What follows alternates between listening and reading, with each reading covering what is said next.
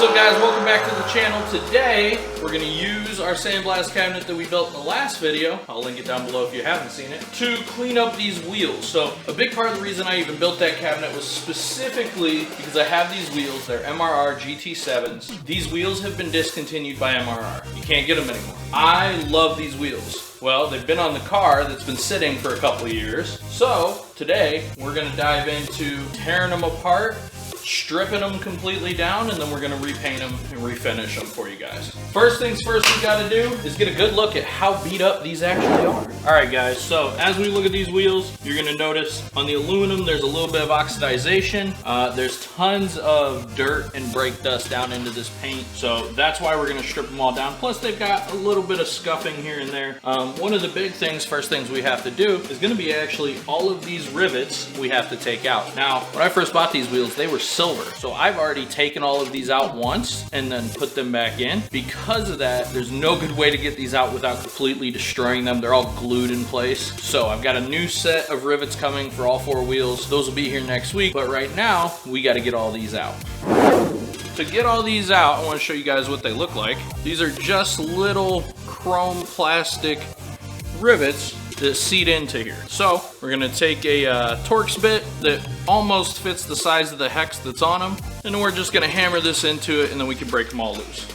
So guys, I wanted to get in here really close with you so I could show you this. So this is just a Torx bit. It's a T45. So what I'm doing is hammering down a T45 into them, and that digs in enough to actually get these out. Basically, I'm trying to line up the points on the T with where the hex was. And then we're just banging that down in there. And then very slowly, we're gonna turn this. Now on a stubborn one, I go back and forth a little bit. But there you can see it breaks it loose. Then I can go in here with these pliers and just kind of wiggle it the rest of the way out.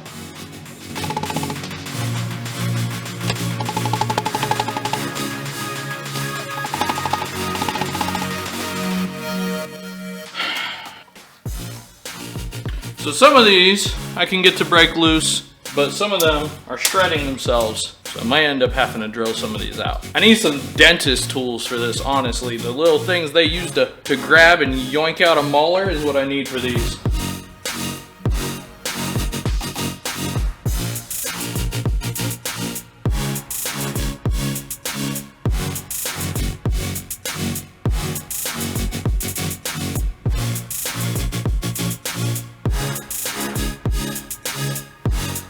Okay guys, let's talk real quick about some of the problems we're facing with these. This is, hopefully it'll focus, this is a full riv nut. This one, I was able to pound out the normal way I showed you, but the problem I'm starting to run into is a lot of times as I start to pound them, the bottom breaks off. If the bottom breaks off, I have to drill it out anyways. So that's started happening a lot. Or if the top strips, I have to drill it out anyways. What you might have noticed there is I started pre-drilling and just drilling all the way through, simply because when I did this, I could use a smaller Torx bit to pound down into them, and then I could get them to come out first try every single time. That last wheel I did this way went way faster. This wheel I've only spent about 10-15 minutes on, and I'm halfway there. Like I've got all the holes drilled. So just a little something to keep in mind. The first time that I did this, I could get these all out by hand with the appropriate 5mm hex head, but because they're old, they're beat up, they've been re-glued, that wasn't happening this time. So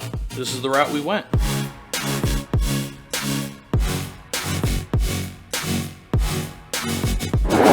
All right guys, so we got them all drilled out. Now what we're gonna do is, even though we have the blast cabinet, we're going to sandblast these. What I wanna do is, before I do all that, I wanna strip all this old paint as much as I can before we even put them in the blast cabinet. So what I'm gonna do is I'm actually gonna spray these down with some paint stripper and let them sit. We'll give you a time lapse of that. It's really cool if you've never seen the paint stripper work. And then we'll toss them in the blast cabinet. I'm probably gonna let these actually sit overnight so it really just breaks it all up. And then once they're in the blast cabinet, they'll come clean real easy, real fast. So I don't need this anymore. I don't know why I'm still wearing these. I was wearing these because I was wearing these because when I was hitting the hammer, the back of the hammer was working like a tuning fork and the pitch was awful. But yeah, so that's the next step. We're gonna spray all these, we're gonna let them sit for you, and then next thing you know, we'll have them in the cabinet blasted.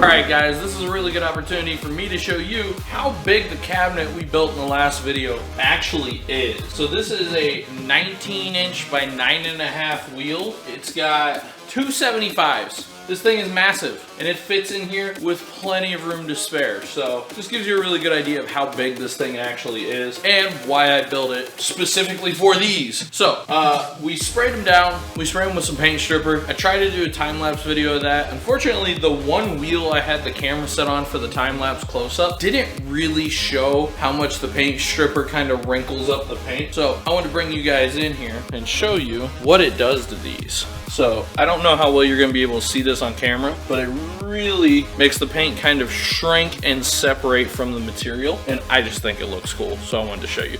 But we're about to start spraying all these. We're going to get them completely blasted clean, and then after that, we'll be ready to tape them off and repaint them.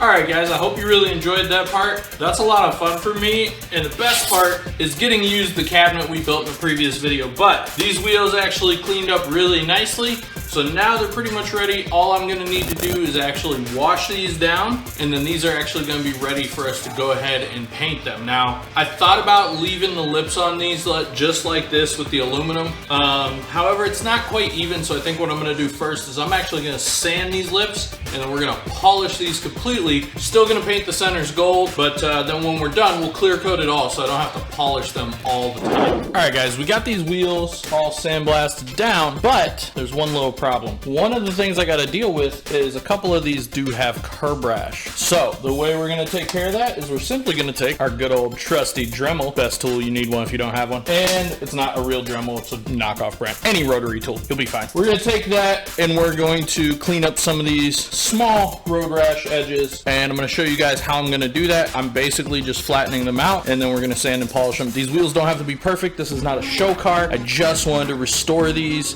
so that's what we're doing. So, as we can see, right through here, there's some small curb rash along this edge, and all we're gonna do is I'm gonna actually use, but I'm using a soft grinding stone. Now, the problem with the soft grinding stone is it is gonna gum up with some aluminum like this. You could also use a carbide bit to kind of grind these down, but this gives me a fairly smooth finish that I can sand out with like 120 or even 180 grit sandpaper and not have to worry about. All I'm trying to do is make it so these are smooth enough around here so that we can sand them and polish them.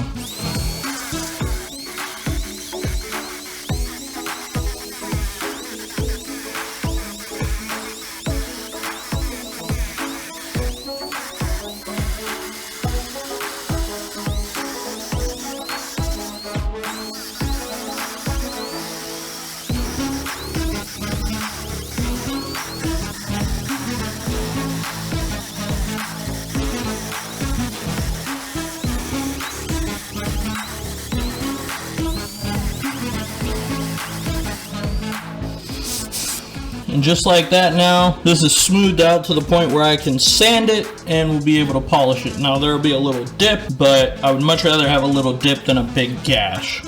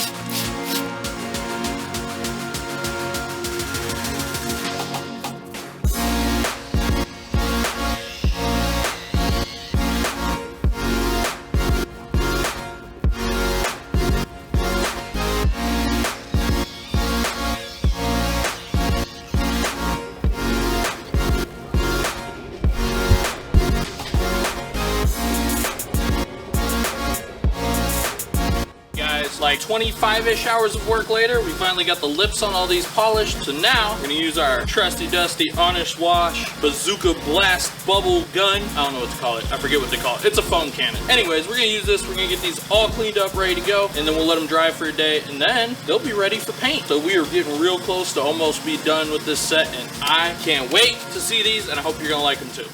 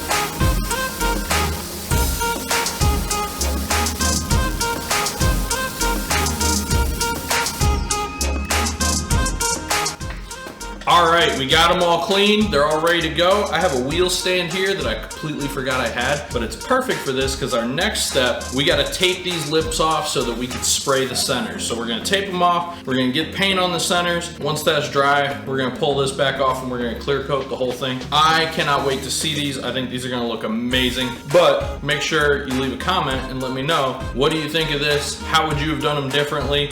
And tell me all the things I did wrong, because I'm not a professional. All right, let's get into it.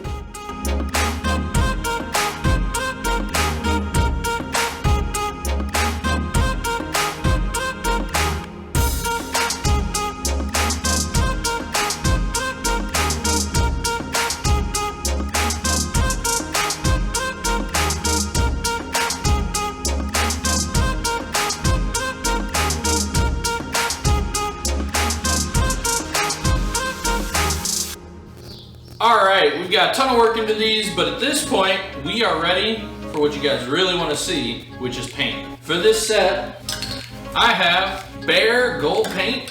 I've used this a couple times. I really like it. It does a really good, nice, even coat. It's a gold metallic, so I think it's gonna come out really well on these. Little pro tip when you're taping off wheels, if you're doing like I did, you're taping a lip, we know as soon as I spray this, I'm gonna have to pull this tape off, and we're gonna clear coat the whole thing, including the lip after. So what I did is, as I taped this, I also took a razor blade and I went all the way around the outside edge of that lip. So whenever we're done with the gold paint, we can pull the tape off just the lip and still leave the outside edge of the tire covered. That way we don't have to go back and re-tape it to do the clear coat.